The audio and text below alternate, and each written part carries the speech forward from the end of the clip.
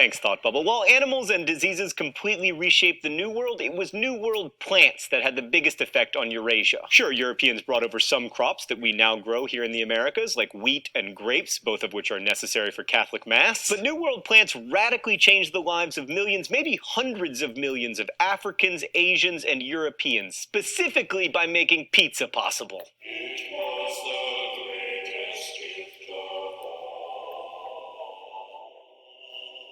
I mean, until 500 years ago, Italians lived without tomatoes, without modern pizza or marinara sauce or pizza or ketchup or pizza or even pizza.